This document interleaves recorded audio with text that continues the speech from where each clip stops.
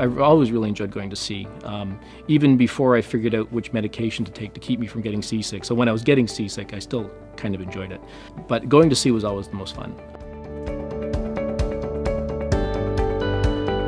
Initially, we were doing the desktop study work to look at the areas that would potentially be within a Canadian claim in the Arctic and the Atlantic.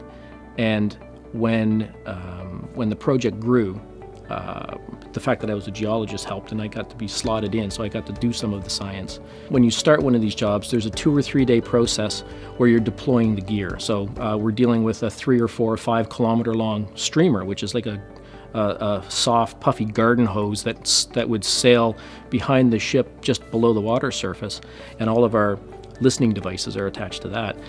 So it takes about 12 to 16 hours to get that out and balanced.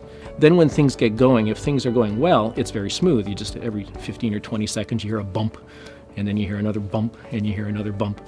And every time you hear a bump, that's the sound signal going out, getting recorded, and there are people that are cutting the lines. And so you go into the computer labs, and there are people that are watching the data as it comes in, and you can see you watch the noise levels, you watch the frequency levels to make sure everything is working fine. In the Arctic, no one was doing what we did on the Louis. That seismic equipment that was developed here in this building by people here, and it's been adopted by other countries. The Norwegians are using the very same kind of system now on their oceanographic vessels. I've said to my friends sometimes, I made the country a little bit bigger today, what did you do? And that's a pretty good feeling. Like the fact that our job here has been to expand our sovereignty a little bit is actually pretty exciting.